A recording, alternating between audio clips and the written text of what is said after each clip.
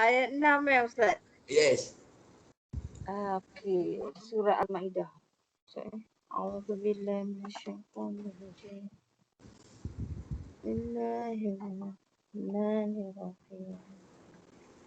يا أيها الذين آمنوا إذا قمتم إلى الصلاة فاغسلوا وجوهكم وأيديكم إلى المرافق وامسحوا برؤوسكم وأرجلكم إلى الكعبين وإن كنتم جنبا فاطهروا وإن كنتم مرضى أو على سفر أو جاء أحد منكم من الغائط أو لامستم النساء فلم تجدوا ماء فتيمموا صعيدا.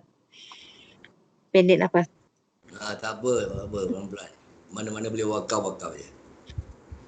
فلم تجدوا ماء فتيمموا صعيدا طيبا فامسحوا بوجوهكم وأيديكم منه ما يريد الله ليجعل عليكم من حرج ولكن يريد ليطهركم وليتم نعمته عليكم لعلكم تشكرون. صدق الله. Okey. Ayat ini menceritakan kita tentang bab wudu.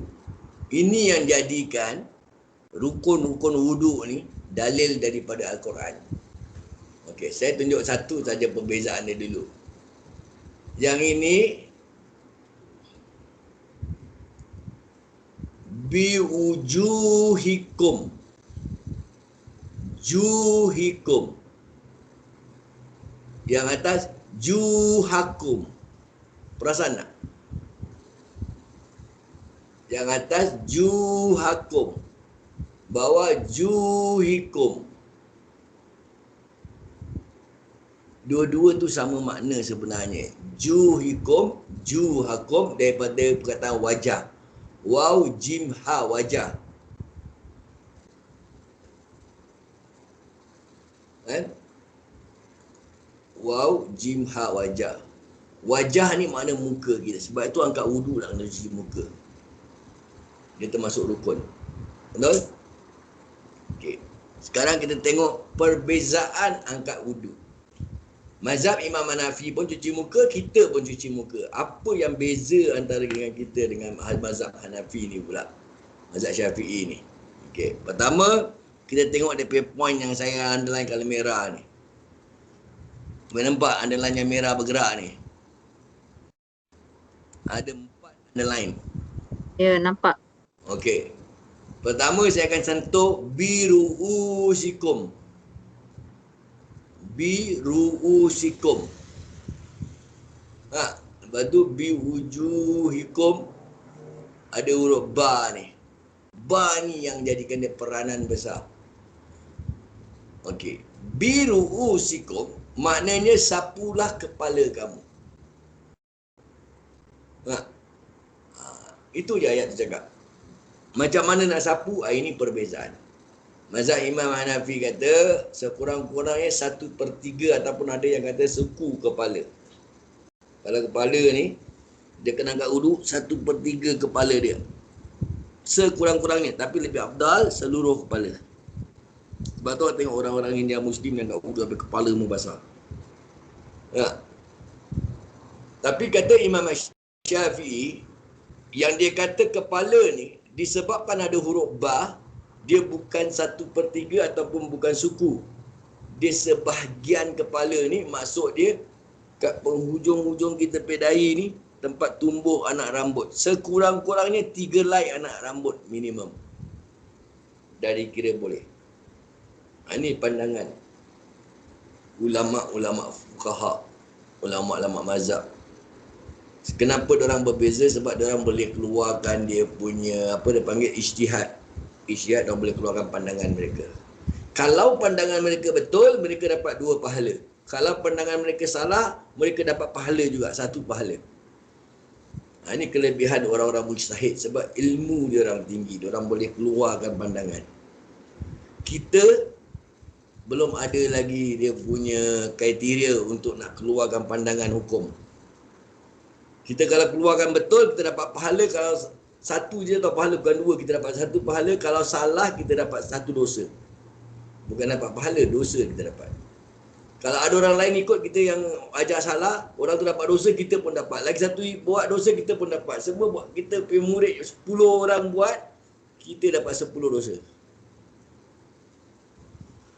Diorang kalau salah, diorang dapat 1 pahala. 1000 orang buat, 1000 pahala dia dapat. Kalau betul, 2 pahala. 1000 orang buat, 2000 pahala dia dapat. Kita dapat dosa. Sebab tu kita bukan ada authority nak keluarkan. Kita tak nak salahkan ulama tu, tak nak salahkan ulama ni. Ini saja saya nak tunjuk perbezaan pandangan mazhab Hanafi sama mazhab Syafi'i daripada huruf ba. Ba tu saja dia ada bermacam-macam makna dia. Macam huruf waw. Waw ni bukan semuanya waw ataf. Waw ataf maknanya waw dan. Kita baca Quran kalau kita sambung kat ni kan. Wa aidiyakum. Oh ni waw ni boleh lah. Waw ni maknanya dan. Tapi nak jaga-jaga. Bukan semua waw dan. Ada waw qasam. Qasam ni makna waw sumpah. Qasam makna sumpah. Seperti wadduha, demi waktu duha. Wal asr, demi masa. Kita bacakan wal asr innal insana lafi khusr illa allazina amanu wa amilus solihat wa tawasaw bil haqq wa tawasaw bis sabr. Wal asr tu bukan dan masa, tapi dia demi masa. Itu sumpahan. Allah bersumpah demi masa. Kalau Allah dah sumpah, maknanya very serious. Kita kena renungkan ayat tu betul-betul. Kita bersumpah dah kena serius, apa lagi Allah, tak? Jadi kita kena faham ni sudut bahasa Arab. Huruf lam. Lam pun ada macam-macam. Lam taklil, lam taukid, lam nahi. Yang kita baca huruf lam alif tu kan, baca berapa harakat. Ingat tak baca kita baca tajwid dulu dia ada mat ni, dia panggil mat tabriyah, ada mat takzim. Dua-dua lam alif je, tapi kenapa ni tabriyah, kenapa ni takzim? Kalau takzim sebelah dia mesti nak mengikuti dengan nama Allah. Jumari ingat ni mat takzim dah belajar. Siapa dah belajar hari tu sampai yang mat takzim? Jadi diorang ada kaedah dia. Begitu juga dengan huruf ba. Ba ni dia boleh jadi dengan bismillah, dengan nama Allah. Tapi ba ni juga dia boleh jadi sebahagian. Jadi sebahagian itulah yang buat diorang ni sama-sama. Jadi dia kena buatkan hukum sebahagian, maknanya ujung anak rambut ni dah kira sebahagian kepala. Oh tak, dia mesti nak seluruh kepala ni 1/3, 1/3 of the head baru kira sebahagian. Ini pandangan ulama. Dua-dua tak salah. Dan dua-dua tak pernah menyalahkan antara satu dengan lain. Sebab tu dia pakai biru'usikum, dia enggak biujuhikum. Sebab dia pengguna ba juga. Ba ni pula menunjukkan seluruh muka. Dia bukan sebahagian muka, seluruh muka. Sebab ba kat sini seluruh muka, Imam Hanafi pun kata ba kat sini pun seluruh kepala. Nampak tak? Imam Hanafi pun ada DP dalil. Sebab tu kita jangan salahkan mazhab-mazhab lain. Kan? Okey. Yang kita baca ni wa arjulakum, ada qiraat baca wa arjulikum. Dia tak baca wa arjulakum. Julikum, julakum. Dia ada dua makna yang berbeza. Satu dia kata membasuh kaki, lagi satu kata menyapu kaki. Ini dalam bab pakai khuf. Kalau kita belajar fiqh kan ada pakai khuf kan, yang kasut kulit. Sebab zaman Nabi kan dia ada kala musim sejuk pakai kasut kulit kan. Kalau kita musim sejuk tak tahu, kita boleh pakai stokin ke apa kan, stokin tebal yang tak boleh nampak kulit. Boleh. Macam mana ni nak kat wudu Zat, nak kena buka ke tidak stokin tu. Ni dia bab khuf ni kita kena belajar. Okey, pertama kalau ikut mazhab kita lah, Sebelum pakai stokin tu, awak kena angkat wuduk dulu. Cuci kaki semua macam biasa. Lepas tu baru pakai. Kalau terbatal wuduk, terkentut ke tahap apa ke kan, awak kena angkat wuduk balik, tak payah buka lagi kasut tu. Stokin tu tak payah buka lagi. Awak tinggal sapukan saja kat luar stokin. Syarat dia, sapukan. Ini pakai punya hukum fiqh. Tapi mazhab Hanafi kata, bukan sapu. Kena buka stokin, kena basuh kaki balik. Maknanya kena buka juga. Kena angkat wuduk macam biasa balik. Cuci kaki macam biasa. Sebab dekat sini perbezaan dia arju lakum sama arju likum. Nombor 3, perbezaan dia aula mastumun nisa. Nisa ni perempuan. Aula kan, ini contoh Imam Syafi'i kata aulatumus nisa ni maknanya siapa yang tersentuh antara lelaki dan perempuan ajnabi. Ajnabi ni maknanya yang bukan muhrim. Yang boleh dinikah, dia kena bukan muhrim. Kalau dia tersentuh kulit, batal wuduk. Ini daripada sudut pandangan mazhab Imam Syafi'i rahimahullah. Tapi kata Imam Hanafi bilang apa? Bukan tersentuh kulit. Tersentuh kulit tak batal wuduk. Yang batal wuduk bila dia bersetubuh, baru batal wuduk. Nampak tak? Bersetubuh suami isteri, baru wuduk batal. Kalau tersentuh, tak batal. Ini pandangan Hanafi. Syafi'i sentuh kulit, Hanafi sentuh bersetubuh. Maliki dengan Hambali pula bilang dia tengah-tengah. Dia bilang sentuh kulit tak batal kecuali sentuh dengan syahwat, baru batal wuduk. Ini pandangan yang ketiga pula. Mazhab Hambali dengan mazhab Maliki pula. Sentuh dengan syahwat, tersentuh dengan syahwat batal. Faham saya cakap sentuh dengan syahwat ni Kalau saya tersentuh perempuan tapi tak ingat apa-apa, tak ada apa-apa. Saya tersentuh perempuan, saya steam, batal. Ni senang cakap macam tu.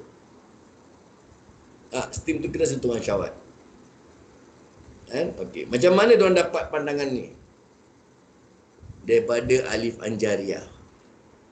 Ingat tak? Imam Syafi'i dia baca Ibn Katsir pe qiraat, kita baca Imam Hashim pe qiraat. Imam Hashim baca 2 harakat. Aula mastum. Tapi Imam Syafi'i Ibn Katsir dia baca aula mastum. La dia pendek.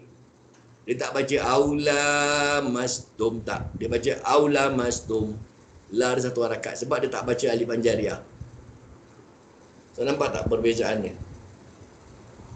1 alif Anjariyah je tertinggal. Makna dia boleh jadi berbeza kan. Yang dia ni makna bersentuh kulit, dia ni makna bersentuh ni bersetubuh. Okay, awak try buka awak pergi Quran, kalau ada terjemahan awak try buka surah Al-Ma'idah, awak tengok ayat 6. Masing-masing punya Quran terjemahan, awak tengok apa dia tulis. Bersetubuh ke bersentuh? Dia tak tulis bersetubuh. Dia tak tulis pun bersentuh kulit. Dia cuma tulis bersentuh saja. Bersentuh macam mana ni? Ini yang dia panggil samar-samar. Surah Al-Ma'idah ayat 6.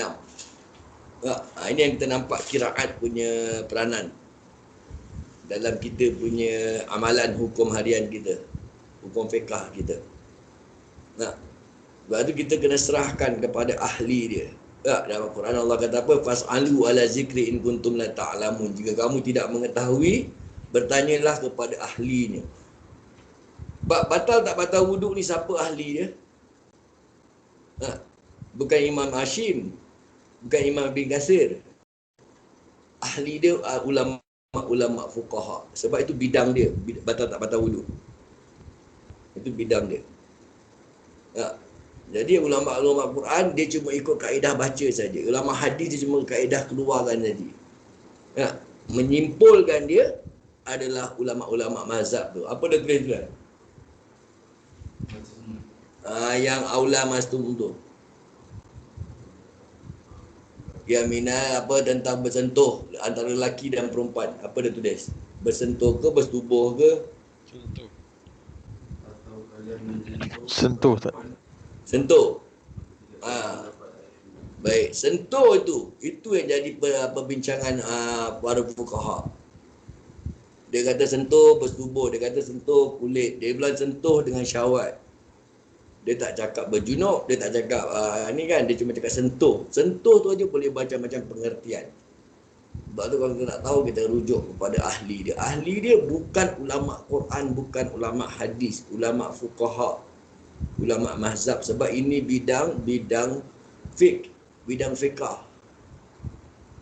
Solat kan bagian fiqh.